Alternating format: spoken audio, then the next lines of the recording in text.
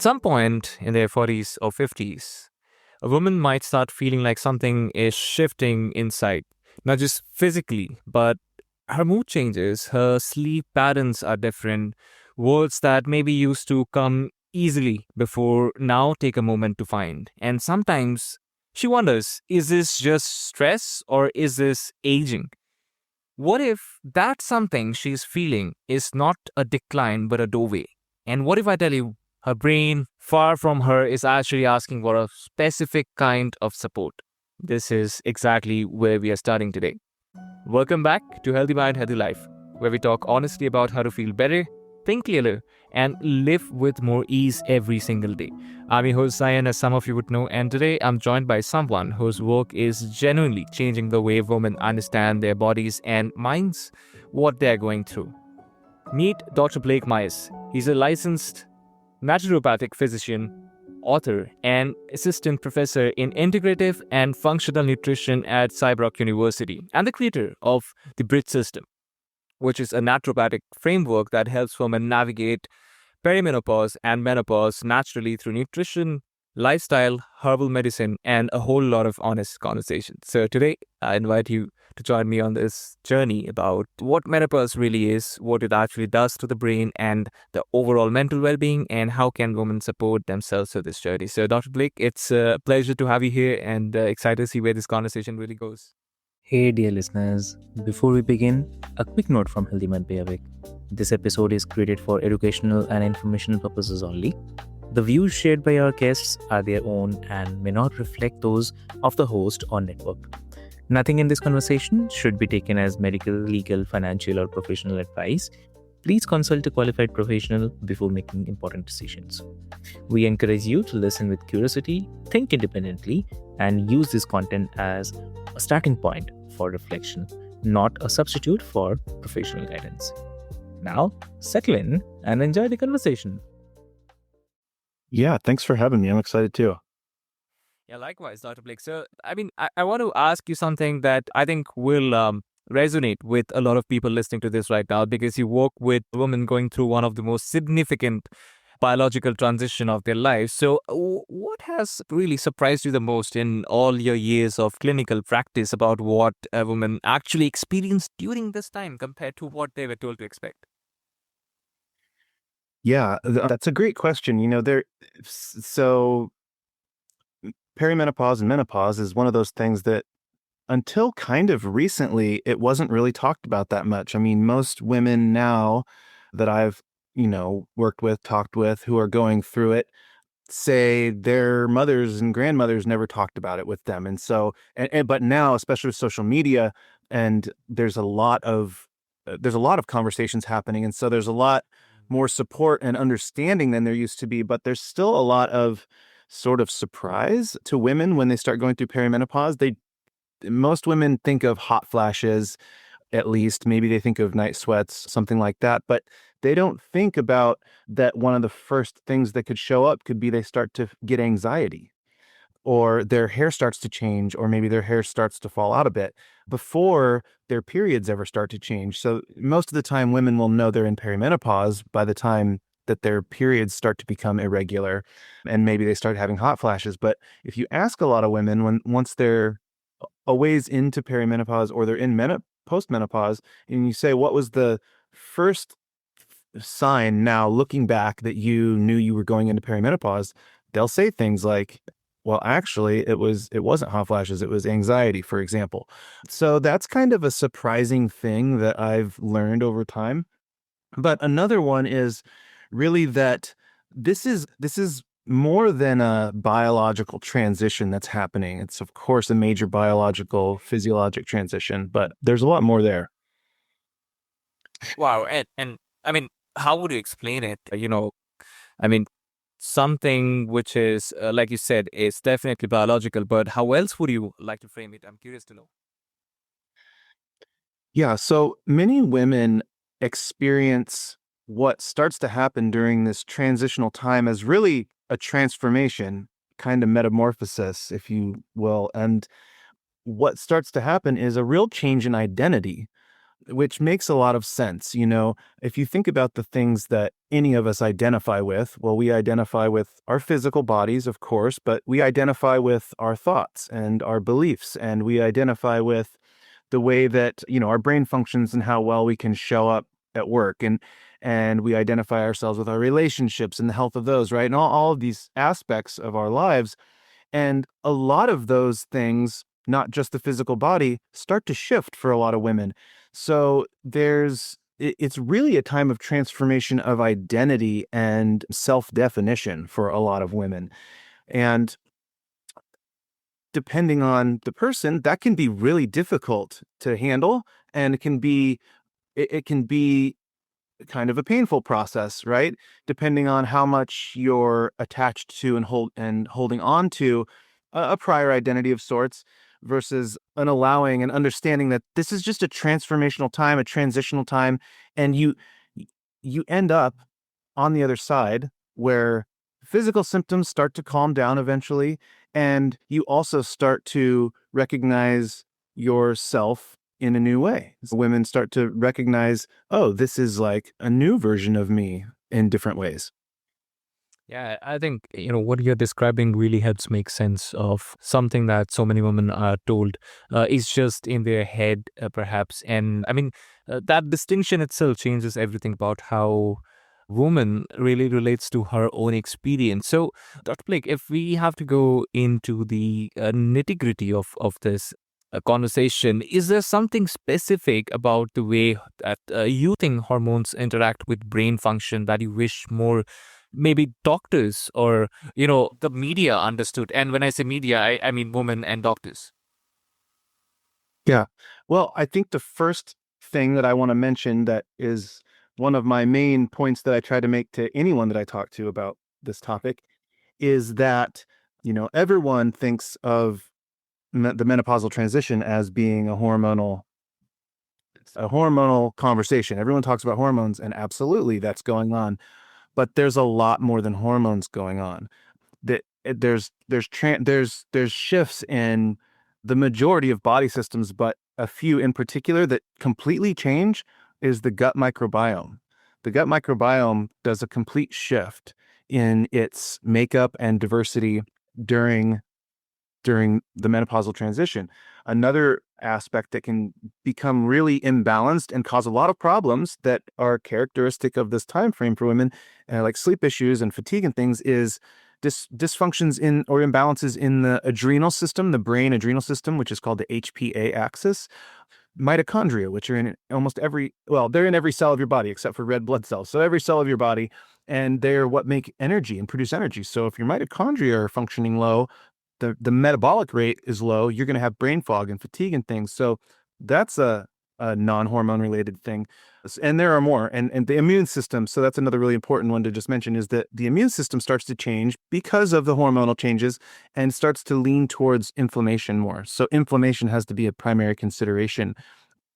And in terms of your question about hormones impacting I think you said the brain and these processes. So definitely inflammation on its own impacts the brain and brain function.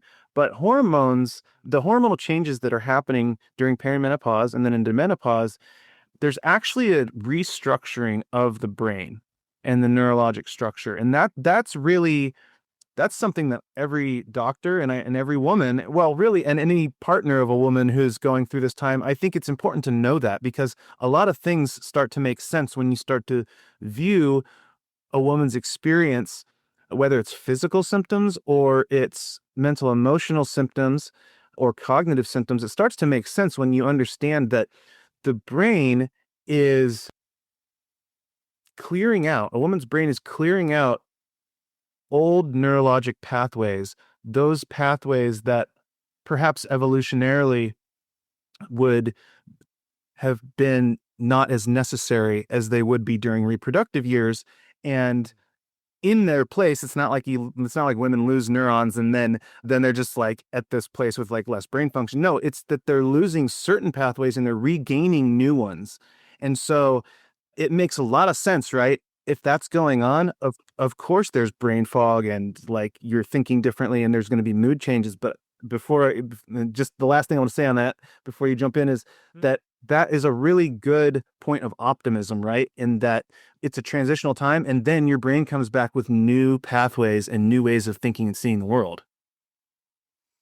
Yeah, I think this really makes so much sense. I mean, things like brain fog or anxiety or shifts in mood, changes in how a woman really feels about herself. And like you said, it's the biology's own way of, going towards that new direction. And I mean, in the everyday life of a woman who is in the middle of this transition, maybe listening to this right now, juggling with work, family, and there's like so much of that, right? Relationships on the other end, and quite feeling like she's not quite herself or been herself in lately. So I just want to ask you, what does struggling mental health during menopause actually look like? So, what are the signs, maybe like early signs? Because, it's rather easy to find out that you're in this once, there's some sort of burnout that's taken over you. But if you could share some of the early signs that,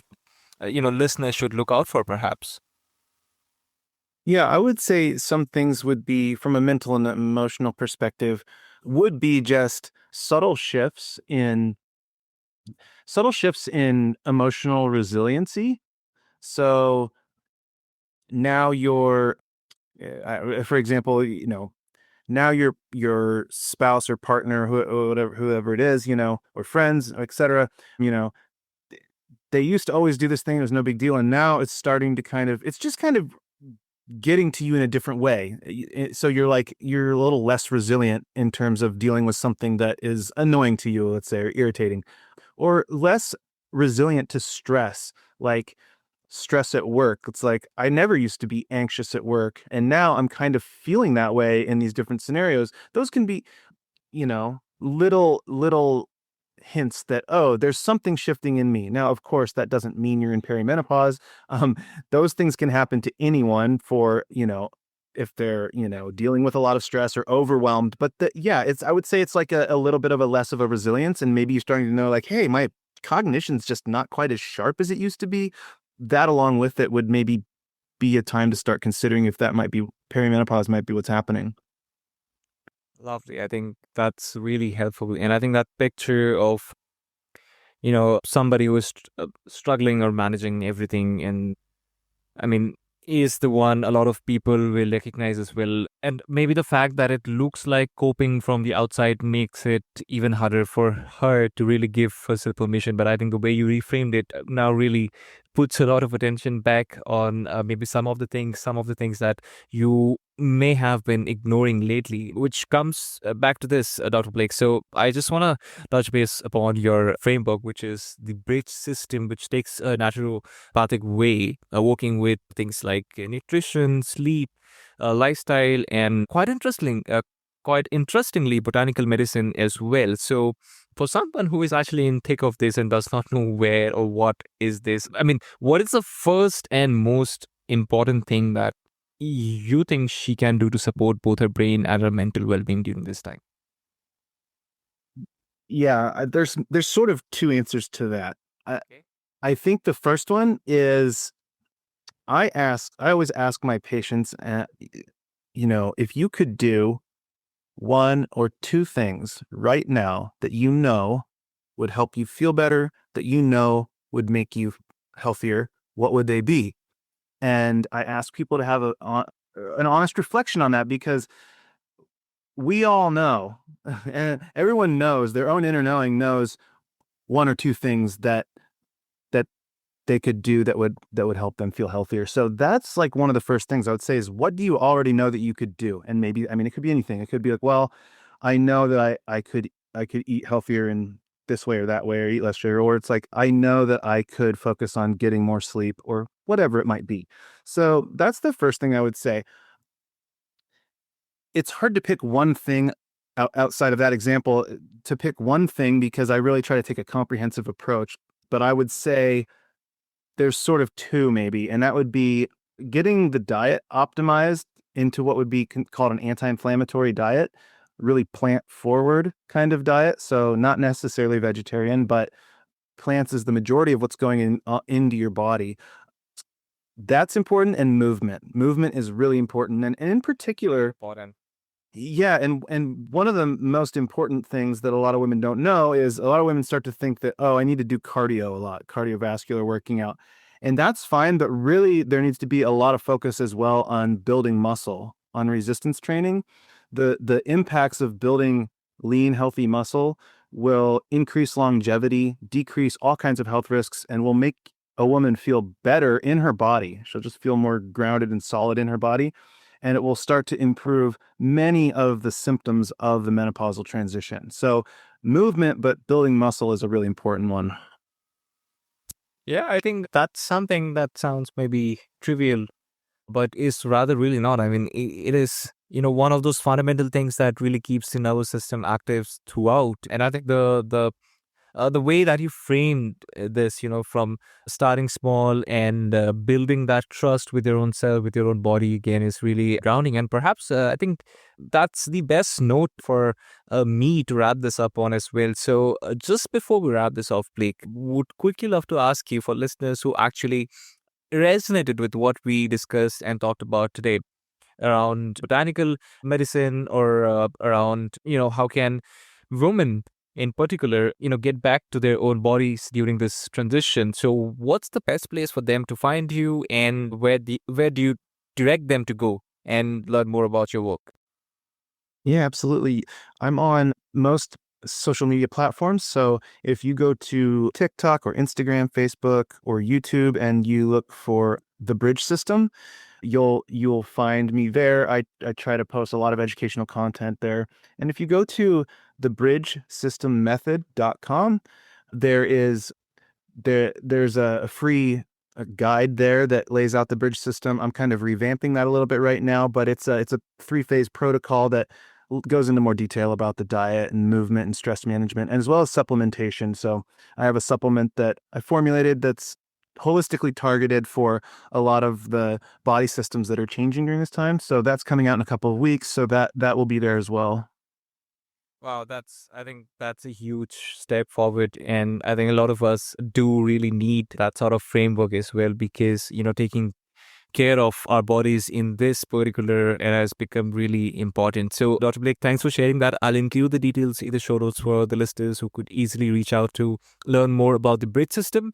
And folks, with that, unfortunately, we hit today's minute mark on this. And what I'm really getting from this conversation, and maybe I want you to sit with this thought as well, is that when you talk about menopause, it's not the end of, that peak of a woman's life, her energy or sense of self identity, most importantly, right? I think with the right support and right understanding of where you stand and how are you going to reclaim that energy back, I think it can actually be the beginning of a more clearer and grounded chapter than anything that came before. So that's what that I'm really taking away from this conversation. And I also want you to ponder and sit with that thought for a few seconds, and of course reach out to Dr. Blake should you need any help.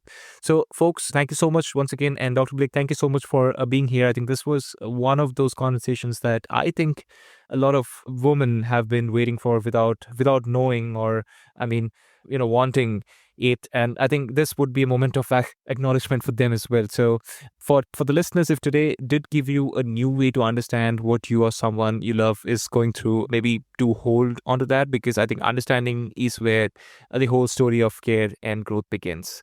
This has been Sayan on Healthy Mind, Healthy Life, which is part of the Healthy Mind by Avik network, where we believe that your health, your mind, and your life all deserve honest attention. So this has been Sayan, and I'll see you in the next one.